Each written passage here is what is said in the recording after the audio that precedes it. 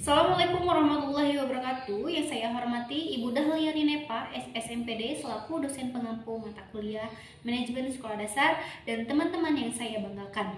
Pada kesempatan kali ini, izinkan saya dengan rekan kelompok saya mempresentasikan materi mengenai manajemen berbasis sekolah dan implementasinya. Untuk itu, saya akan memperkenalkan anggota kelompok saya. Yang pertama ada Tiffany Rahma dengan NPM 2050606150 sebagai presentator pertama. Yang kedua ada Puji Nur Alisa dengan NPM 2050606151 sebagai presentator kedua. Dan saya sendiri Nur Hayati dengan NPM 2050606153 sebagai presentator ketiga sekaligus moderator. Baik, untuk mempersingkat waktu, mari kita langsung saja pada pemaparan materi pertama. Kepada Saudari Tiffany, saya persilahkan. Assalamualaikum warahmatullahi wabarakatuh. Perkenalkan, nama saya Tiffany Rahma Febrianti dengan NPM 2050606150. Di sini saya akan menjelaskan apa yang dimaksud dengan manajemen berbasis sekolah. Manajemen berbasis sekolah adalah suatu pendekatan pengelolaan sekolah dalam rangka desentralisasi pendidikan yang memberikan wewenang yang lebih luas kepada sekolah untuk mengambil keputusan dalam rangka meningkatkan mutu pendidikan yang didukung dengan partisipasi yang tinggi dari warga sekolah. Selanjutnya yaitu ada tujuan manajemen berbasis sekolah.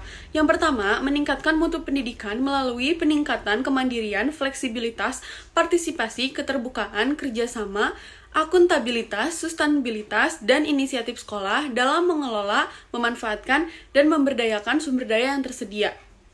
Yang kedua, meningkatkan kepedulian warga sekolah dan masyarakat dalam penyelenggaraan pendidikan melalui pengambilan keputusan secara bersama. Yang ketiga, meningkatkan tanggung jawab sekolah kepada orang tua, masyarakat, dan pemerintah untuk meningkatkan mutu sekolah. Nah, yang terakhir, meningkatkan kompetensi yang sehat antar sekolah dalam meningkatkan kualitas pendidikan. Selanjutnya, ada manfaat dan fungsi dari manajemen berbasis sekolah. Nah, manajemen berbasis sekolah memberikan beberapa manfaat. Yang pertama, kebijakan dan kewenangan sekolah membawa pengaruh langsung kepada siswa, orang tua, dan guru. Yang kedua, sumber daya lokal dapat diberdayakan secara optimal. Yang ketiga, efektif dalam melakukan pembinaan peserta didik, seperti kehadiran, tingkat pengulangan, tingkat putus sekolah, moral guru, dan iklim sekolah. Yang keempat, adanya perhatian bersama dan partisipasi dalam membuat keputusan, pemberdayaan guru, manajemen sekolah, rancangan ulang sekolah dalam perubahan perencanaan. Selanjutnya ada fungsi-fungsi yang disentralisasikan ke sekolah. Yang pertama itu perencanaan dan evaluasi program sekolah. Sekolah diberi kewenangan untuk melakukan perencanaan sesuai dengan kebutuhannya. Misalnya kebutuhan untuk meningkatkan mutu sekolah. Sekolah juga diberi wewenang untuk melakukan evaluasi, khususnya evaluasi internal atau evaluasi diri. Yang kedua yaitu pengelolaan kurikulum. Sekolah dapat mengembangkan, namun tidak boleh mengurangi isi dari kurikulum yang berlaku secara nasional yang dikembangkan oleh pemerintah pusat. Nah, yang ketiga, pengelolaan proses belajar mengajar. Sekolah diberi kebebasan untuk memilih strategi, metode, dan teknik pembelajaran, serta pengajaran yang paling efektif sesuai dengan karakteristik mata pelajaran, karakteristik siswa, karakteristik guru, dan kondisi nyata sumber daya yang tersedia di sekolah. Yang keempat yaitu ada pengelolaan ketenagaan. Pengelolaan ketenagaan mulai dari analisis kebutuhan perencanaan, rekrutmen, pengembangan, penghargaan, dan sanksi, hubungan kerja hingga evaluasi kinerja tenaga sekolah dapat dilakukan oleh sekolah kecuali guru pegawai negeri yang sampai saat ini masih ditangani oleh birokrasi di atasnya. Selanjutnya yang kelima yaitu pengelolaan peralatan dan perlengkapan.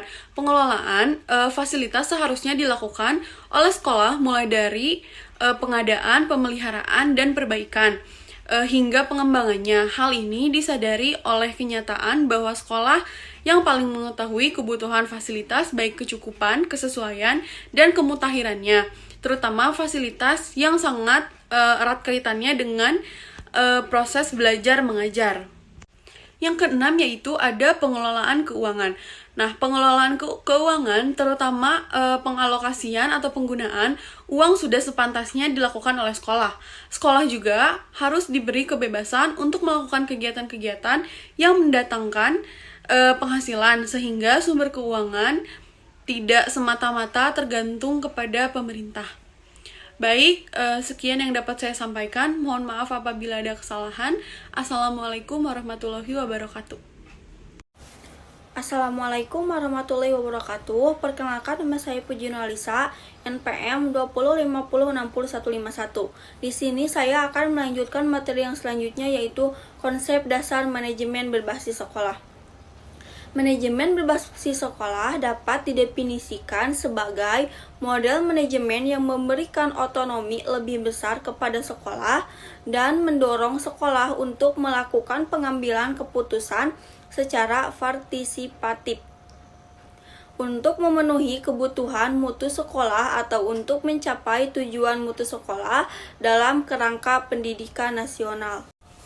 Yang selanjutnya yaitu ada komponen manajemen berbasis sekolah. Yang pertama ada manajemen kurikulum dan program pengajaran. Manajemen kurikulum dan program pengajaran merupakan bagian dari MBS atau manajemen berbasis sekolah, yaitu mencakup kegiatan perencanaan, pelaksanaan, dan penilaian kurikulum. Yang kedua ada manajemen tenaga kependidikan.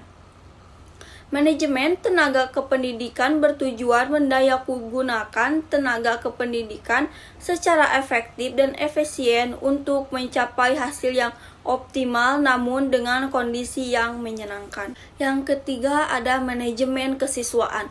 Manajemen kesiswaan adalah penataan dan pengaturan kegiatan yang berhubungan dengan peserta didik mulai dari masuk sekolah sampai keluar atau lulus dari sekolah.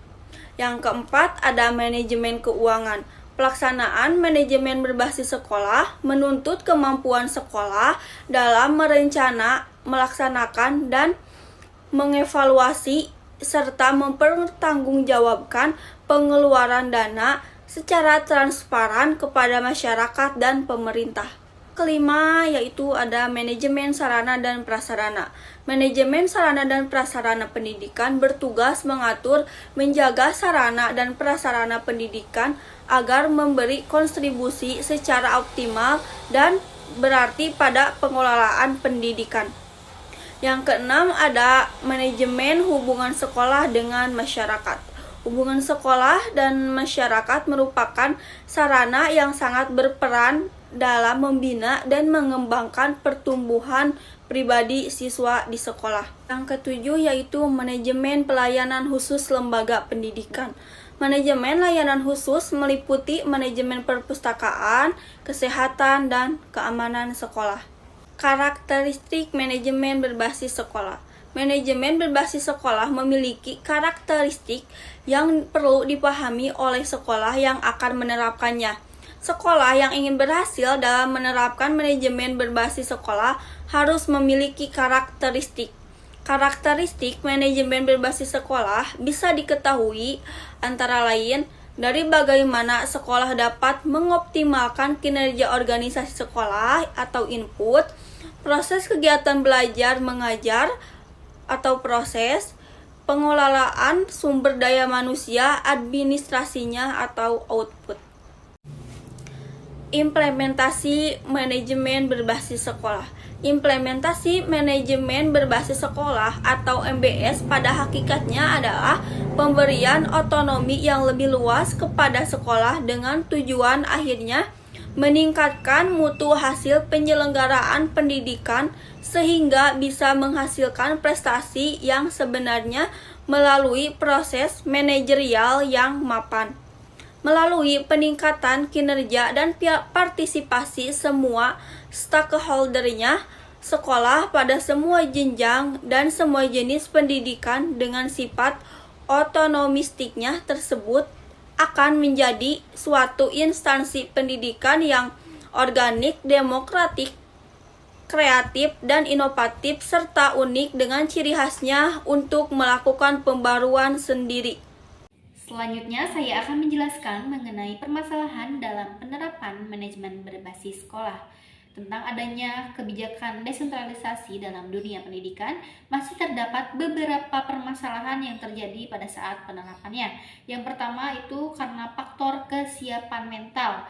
Biasanya, para anggota masyarakat ataupun pelaku pendidikan belum memiliki kesiapan atau kurangnya keterampilan dalam mengikuti pembelajaran yang baru, sehingga kesiapan mental itu menjadi salah satu faktor dalam permasalahan penerapan manajemen berbasis sekolah.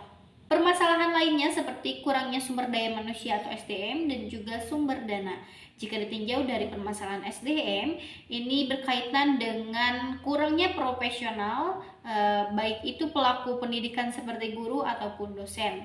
Hal ini juga berkaitan dengan kompensasi guru, karena dapat kita ketahui bahwa saat ini kompensasi guru itu masih rendah, sehingga hal itu juga masih berkaitan dengan profesional guru.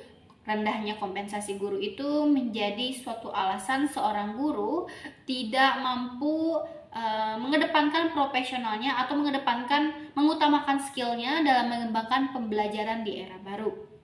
Nah, kompensasi ini juga berkaitan dengan pemerintah. Seharusnya pemerintah bisa memperhatikan hal itu sehingga rencana yang sudah direalisasikan dalam bidang pendidikan bisa berjalan dengan baik dan sesuai dengan tujuan pendidikan. Masalah selanjutnya yaitu kurangnya sumber dana modal dari pemerintah pusat, karena jika itu masih terjadi dapat menghambat sekolah dalam menerapkan model desentralisasi manajemen berbasis sekolah. Maka dapat diambil kesimpulan bahwa model penyelenggaraan pendidikan yang dipilih untuk diterapkan adalah model manajemen berbasis sekolah atau MBS, yang dikenal sebagai School Based Management atau SBM.